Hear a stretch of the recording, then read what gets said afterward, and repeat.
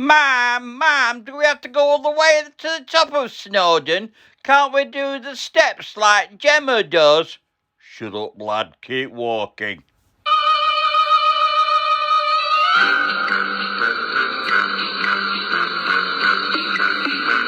Good afternoon. First of all, an apology, because I did say that I would be broadcasting on Saturday and not on Sunday. Well, I don't know what happened yesterday. Saturday never happened. So I picked up a few things to speak about in the meantime, and it will be an even better edition for me waiting. In the meantime, I'm in the process of working on an episode which was all about when I appeared on BBC Radio 4 in 1991. And I think I'm going to bring that to you either for Tuesday or Thursday of next week when I'm not doing a proper... I've got a problem. A blog is when you write about something. A podcast is an audible rendition of a blog. What am I doing? Somebody said it's a vlog. Is that the best we can come up with? A vlog? Anyway. So, I've got a sweetie in my mouth and I'm going to take it out before I choke on it. Right, first things first. First things first, I had a visitor to the club. Gemma, whose one son plays for the club, who's a little one, and then her big son, Tom, he actually played for England at under 19 and also he's on sales books. She has been doing her own personal event. Now, how I'll introduce this was that I got wind that Pumpkin was very, very confused. And she came to me and said, Dad, why is this human being unable to make her mind up whether she wants to go up or down the stairs? So I thought, what the hell is she talking about? Well, it was Gemma. She was walking up and down the stairs outside where I live. I thought, this is very strange. It all comes clear when you hear her little video. Go on. Ben Nevis done. Snowdon just started. 646 staircases for Snowdon. And then Scarfell Pike, the last one. 3-peak challenge, not in the 3 peaks, but I'm using Stockport Rugby Club stairs. I'm zooming virtually with the rest of my Mark 5 fitness group, who are all doing it from their own houses or their own staircases today. So we're walking the 3 peaks virtually on stairs, raising money for Manchester Mind mental health charity, which is obviously very poignant at the moment with COVID and lockdown. See you in 5 hours. Well done. Good show. And I just put the icing on the cake for disturbing me. Not that she had. I got a little knock on the door and there was an ice cream. I thought it was snow from the top of Snowdon, but it was a lovely ice cream. She'd only had a delivery made to the rugby club so that her and her kids could have ice creams while she did her mountain exploration up Snowdon, and good on her. You will note that the opening titles of today's vlog is a picture of Snowdon in her honour. Okay, so well done to Gemma. And we were discussing the bonfire party this November, keeping our fingers crossed, and we're thinking we could be beating them away with a big stick if we can have a big do on then. Everyone will be crying out to have a good party, won't they? So that's something to look forward to. Okay, right. Oh, what a thrilling minute. The football season has finally got underway in Germany. Now, I have to say I have made a proposal to the Bundesliga that their sponsor for the league should be Dulux. Why? Well, I thought it could be nice that Dulux could have the paint in the colour of the kit colour for each game they sponsor. Yeah, but why Dulux? You know, frankly, watching German football's like watching paint dry. There's nothing worse. Empty stadiums, players that you don't know. I'll tell you the equivalent. It's like watching two people play a game of FIFA of a computer game. It's just, it's not what, you know, the ultimate of a football game is to go and watch it. And you could just about get away with it if you've got a full-on bloodthirsty game, a bit like Santiago. But, oh, come on, guys. You're getting excited about the Bundesliga. Sorry. Oh, look there, it's the Bundesliga's coming on. There's an interesting scenario that if you're a house owner, one way of getting your relations to come round to your house is to put your house on the market and then get them to apply to do some viewings at your house. Now, they can do that, but you can't have them round your house under normal circumstances. Okay. Listen, I'm not in favour of promoting the C19, but let's get sensible here. I just bought an item online on eBay. Not spent a lot of money, but it's a bit of a memory. So that's your first clue. It's a memory for me. An item required by police officers, invented in 1884 by J. Hudson and Company from Birmingham, and still issued when I joined in 1977, but had been preceded before that date with other bits of equipment that really made them obsolete. So it was an ornamental thing. But what is it? Well, it's a whistle. This is the item I bought. Very pretty. I thought I'd have it with my other items of memorabilia about the police. Now, Tom and Jerry. I love Tom and Jerry. So the first question was, what the name of the Tom and Jerry dogs, i.e. dogs that appeared in Tom and Jerry. Now, having researched this now, it's a lot more complicated than I realised. And it's gone up from a couple that I thought originally, which was Spike and his son, Tyke. But then there was, at other times, there was Butch and there was one called Killer. Now, spookily, they all looked very much the same. And I'm just wondering whether the people who created them suddenly forgot the names that they'd previously given them.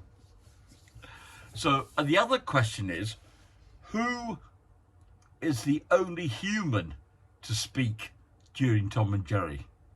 And I gave you a lot of clues the last time, and it is Mammy Two Shoes. And you actually get to see her face in one episode. Otherwise, it's just her legs that you see, and the legs that were edited for white legs at one time. So it's Mama Two Shoes. God bless her. What can you tell me about the rank organisation's Gong?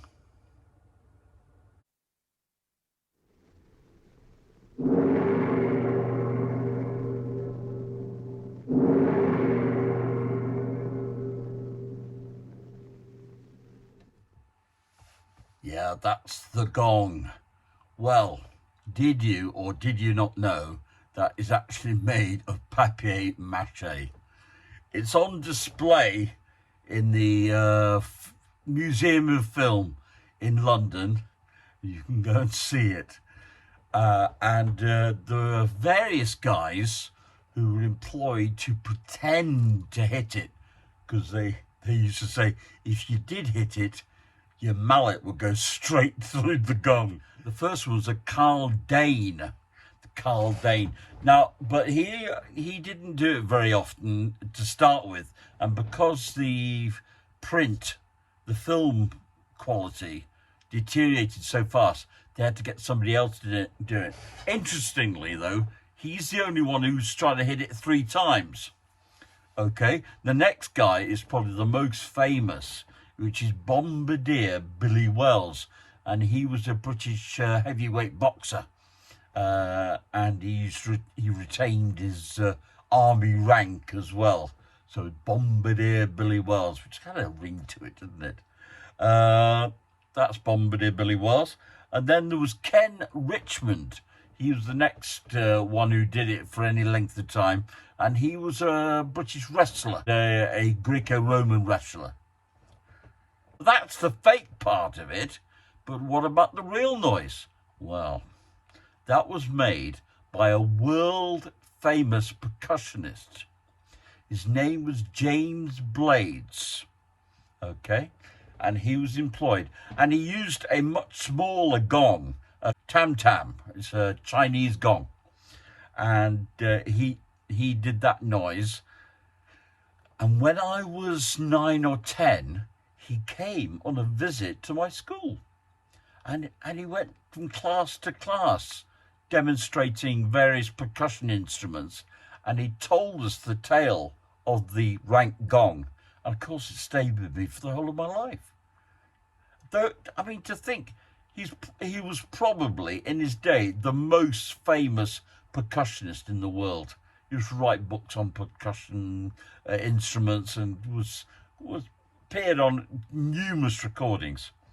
And there I am in Form 3 in Mrs. Talbot's class, and I've got the world-famous percussionist.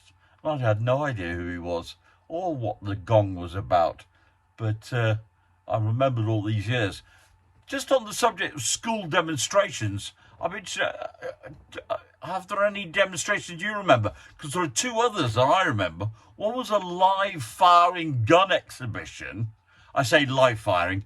The man stood at the front of the auditorium, the big school hall, and they had the doors opened at the side, and he let off a blunderbuss full of wadding and stuff, and all sorts of other blank firing guns. And the other one was a birds of prey exhibition inside the hall, and he had birds flying around the auditorium. I thought it was absolutely brilliant. So these are from when I was, well, before 1970, and I remember them if they were yesterday. Absolutely brilliant. Should have more of them. More dangerous the better. So that's James Blades and the rank organisation Gong. Don't know if I'm going to have time for this today, but my book of the day is the Northwest District CID Rules of Modern Policing. This is the truth of this. Can you see? I have not made this mess. This is how it came. It is a wonderful thing. And this is where it started. Life on Mars. Do you remember that series? Oh my goodness. And it's wonderful. And it's got all that. It looks like a genuine police document. And it's got some great stuff. Of course, there's Gene Hunt in it. And it's just so wonderful. Look at the burn marks in the corner.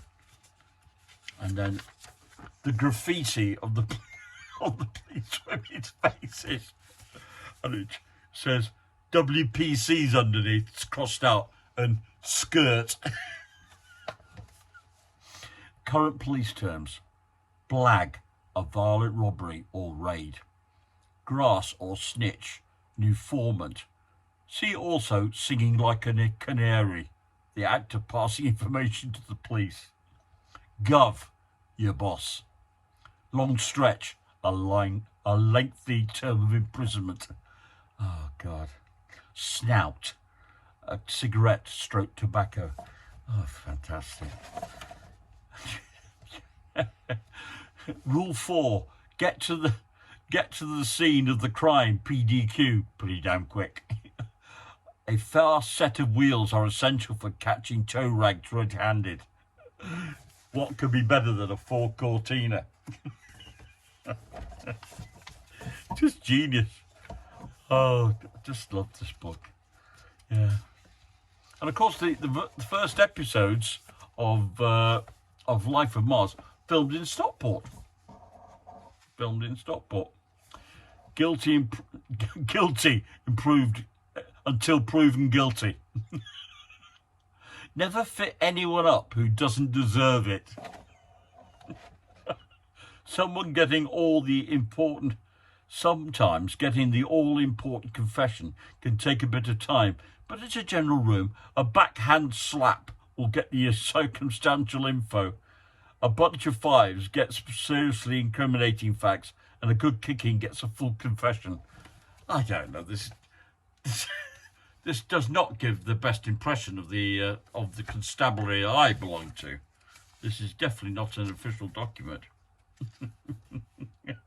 Follow your gut, not your bonds. Oh dear. The Northwest. Oh, brilliant. I love it. 1973 edition. Bit before my time.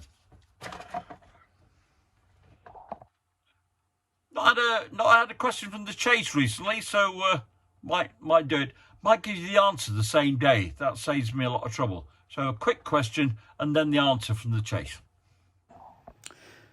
In the 2010 election campaign, in which town was Gordon Brown's bigoted woman comment caught on tape? Was it answer A, Dudley? Answer B, Blackburn? Was it answer C, Rochdale? Stand by for the answer. And the answer is C, Rochdale. Well, that's all for today, folks. It's Sunday, the 17th of May today, so it's in the lap of the gods whether you get one tomorrow. But nobody's complaining, are you? Had another one. Mr. Curzon, JC, contacted me about another matter today and said, how many different ways can you tell me that you're sending out a podcast? I said, have you met Peter? Who? Peter the Pigeon. You'll be pecking on your window tomorrow with a little message round his ankle. Cheers, John. Let's have a look here. I don't think I've got anything else. Look after yourselves. Look after each other. And I'll see you when I see you. Okay. And don't forget, the pig always has the last word. That's all, folks.